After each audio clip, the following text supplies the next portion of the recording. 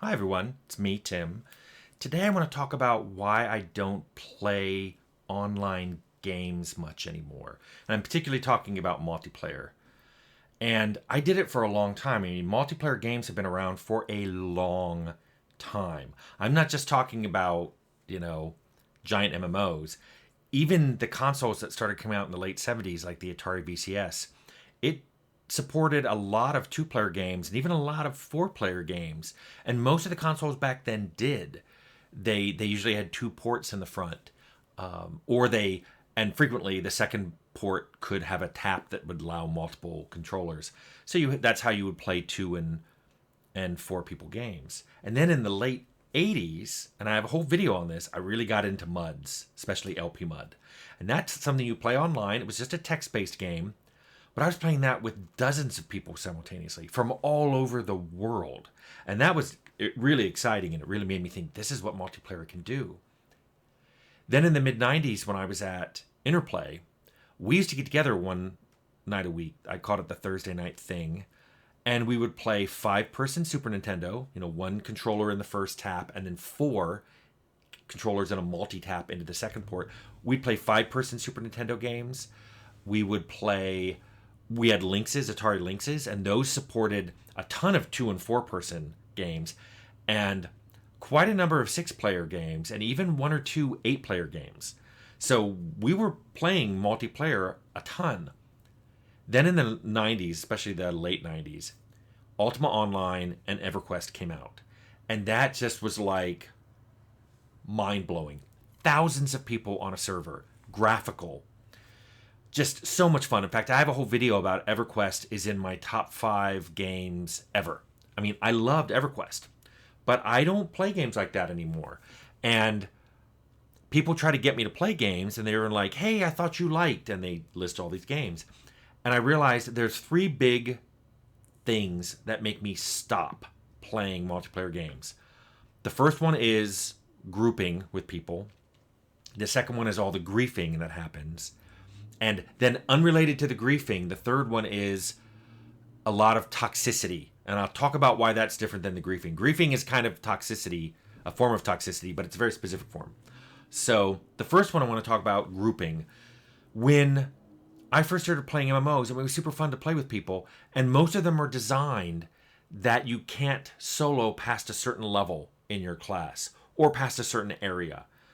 Now, some of the classes, I'll talk about EverQuest for a second. Some of the classes like Druid and Necromancer, you could solo well past where the other classes could solo, because these classes were fairly powerful and they had a pretty powerful pet.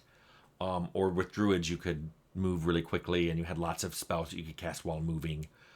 Lots of dots. So it was called kiting, where you just ran in front of the monster and dotted it to death. You could do that, but that's not really what they were designed for. In fact, a lot of the content was designed to require groups. There were dungeons you were not going to ever solo in. There were whole planes of existence and raids that you were never going to solo. In fact, they required sometimes way more than the 5-person group. So it's kind of makes sense. It's an MMO. It's a multiplayer online experience. It's designed to be grouped. But finding a group could be a pain in the butt. Guilds were really poorly supported back then. Some of them you could tell was an afterthought. There weren't a lot of tools for making a guild, contacting your guild, organizing a guild, finding what guilds were available. These are some of the things I wanted to try to tackle in WildStar when I got a chance to make an MMO later. So just finding a guild could be tough. So I frequently just had a regular group of, here's me and 4 or 5 people who would like to play regularly. But picking a day where you and 5 other people could always meet, that was hard. Getting them to all log in at the same time was a nightmare. You'd often say, let's play at 9. Of course, you'd log in at 9 and no one would be there. But by like 9:15, still some people weren't there. And then 9:30, some people are there, but now some of the group is off shopping. They're like, hey, I'm going to go buy and sell some materials, or, oh, I forgot I logged out on the other side of the world. I have to run there. It'll be another 10 minutes. So sometimes you could wait 45 minutes just for your group to get started, and you only have a 2-hour window that you agreed on, because some of them have to leave. They've got a job, or they're like, yeah, I told my spouse I'd be done at 11 p.m., so I'm tapping out at 11.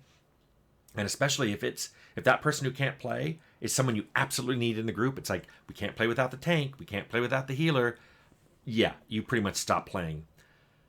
And also, I will admit myself, I often felt overcommitted. Like sometimes I'd come home and yeah, it's Wednesday and it's the weekly MMO night. I just don't feel like playing. I had a rough day. I don't really feel like diving in. But if I don't log in, they can't play because maybe I'm the damage dealer. Maybe I'm the crowd control guy. So if I don't log in, they can't play. So you feel committed to doing it. And so it starts to feel like, is this fun or is this a second job I picked up? Another feature of a lot of MMOs and even multiplayer games in general is there are areas that because you have to do them as a group, you sometimes have to redo them because if on your first playthrough you didn't get far enough, you may have to restart. If you log out, the thing repopulates. And sometimes it's even worse than that. There was an area in EverQuest called Befallen that you had to play and get a key to open the next part of the dungeon. If you didn't get that key when you were going through, then if you left and said we'll see you all next Wednesday, you have to play the whole dungeon again to try to get that key. And I don't know if it was Befallen or other ones, but some of them had keys that didn't survive if you logged out. Meaning you not only had to get the key, you pretty much had to do the dungeon in one long play session. And if you didn't, you had to restart it next time. So sometimes redoing content like that, it got kind of boring after a while. And it led to a second problem of syncing content. If one person missed a night, they may not be able to rejoin you. Now, with the Befallen one, that was fine. If one person came late or hadn't joined, as long as one person had the key, he could let everybody in. But if they hadn't played for a while and their level was suddenly too low, there was some really tight level capped things or level restrictions in EverQuest, and especially every 5 levels you seem to get a lot more powerful. One person misses, gets a couple levels behind, they may not be able to join you again, maybe ever again. So that was a tough thing to keep your group synchronized. So as if all that wasn't bad enough, griefing became a huge problem in Ultima Online and in EverQuest. Now, don't get me wrong, people have been doing griefing forever. There was griefing on LP Muds. People used to grief on the Lynx games all the time. There was a game called Slime World that lets you find a mega bomb, and people used to go, throw mega bombs at people just to blow up them rather than take out the monsters. They were just trying to take out the other players. And yes, that happened. But when you're playing in the same room with people, they tend to cut that out after a while. Not in MMOs. Once people became anonymous like that, they became kind of like jerks. And the early MMOs seemed unprepared for it. But looking back at it now, I think what they really were unprepared for, they weren't surprised griefing happened, but they were surprised at the cleverness of the techniques people used to grief and the absolute sheer volume of the griefing that happened. People found ways to grief that they didn't anticipate. Even though you could mark it so like these players can't be attacked or killed by another player, they would do things like train a guard or get in combat with another monster and then bring it over near you, and now you're involved. And if they were higher level than you, they could train a guard onto you. The guard can't hurt them, but it would destroy you. That happened a lot. People also found ways to trick people. Where they would say, hey, let's do a trade, and they put items in, and then you put your money up, and then they pull the item off and hit trade, and bam, you're out of your money. They would do things called corpse runs, because if you die, they're like, hey, I'll bring your corpse to you, just give me permission to drag it. And as soon as you give them permission to drag it, that also gave them permission to loot it, which you could argue was a really bad design, but a lot of people didn't know that. They just thought, oh, I'm letting them have permission to drag it. They'd then go find their body. They'd go grab the body and take stuff off of it. Even if they only could get permission to drag it, they would do things like drag it into a lava pool. So there was no way you were going to get it back. So now you've lost all your things. So even when they restrict it to just dragging, they can still grief you. People were clever. In some ways, I looked at this, wow, people spent half this much cleverness in their real life, they'd be millionaires. But the thing that was weird is even without griefing, people found ways to be absolutely annoying. I had heard from some of my group that I played EverQuest with were women, and they said their female characters got harassed all the time. So when we played EverQuest, And we restarted a new group once, a theme group of the Spice Girls called the Spicy Girls. And I was playing a female character. Oh my God. I would get hit on. People were always sending me private messages and stuff. It was crazy. And I was like, is this what women go through online? It was super annoying. And like I said, people just kept finding new ways to do this no matter what you did. You know, people would follow us around, the Spicy Girl group around, and just constantly ask questions. And you could turn off them being able to direct message you, and then they'd find you. One guy would follow us around, so I'd play my Bard speed song to get away from him. He got a druid to sew him Spirit of the Wolf, so he could keep up with us. I ended up like moving back and forth and getting him stuck on things because he had set to auto follow us. I'd get him like dragged into a river or stuck on a pillar, so we'd disconnect him and we'd get away. It's always surprised me how many people did this. It wasn't a small fraction, especially early on. There were a lot of people doing it, and their fun seemed to come at everyone else's expense. So that was the worst part of it. It wasn't just that they griefed and had fun. Part of what they were doing was to make the game unfun for other people. And I got griefed once in EverQuest. Somebody did a thing where they tricked me into doing a group teleport with them, saying they'd pay me on the other end, and then they didn't, and on the other end they tried to get me killed by dragging some guards onto me, and I got away, but it leaves this bad taste in your mouth, like, oh, these people are bad online. And once griefing hits anyone in your group, it affects the whole group. You log in thinking you're going to do a dungeon, and somebody got griefed and lost their gear, and now you can't do this dungeon until you go on all these side quests to try to re-gear them. Later MMOs have gotten better at this, but again, people are clever, and they still find ways of griefing. And then the later one was, the last one I want to talk about was online groups always seem to attract the most toxic player bases. Or maybe single player games have toxic player bases, but they just can't interact with you. But the multiplayer games do seem to attract the worst ones. And it's not just online, where they say and do all these horrible things. That you go to the community boards and online forums and stuff, and people are just being awful there.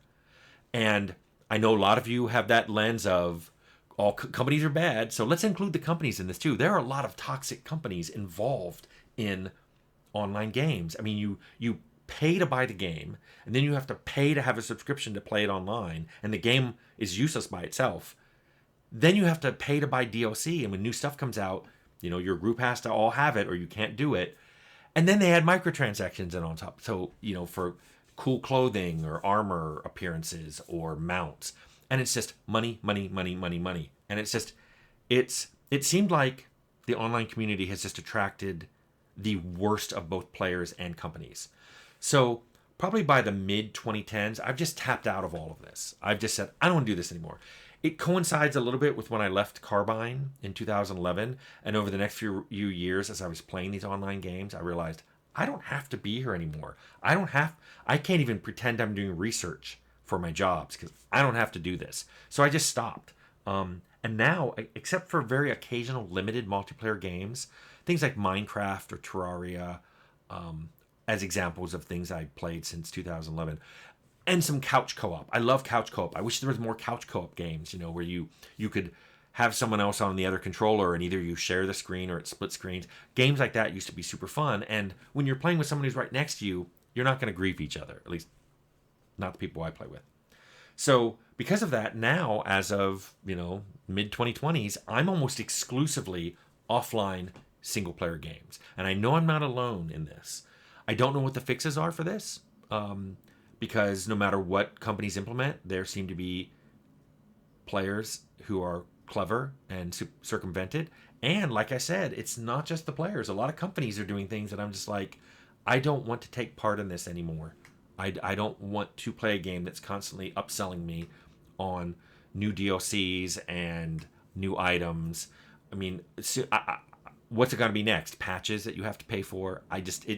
It's become kind of a gaming nightmare for me. So I just play offline single player games now.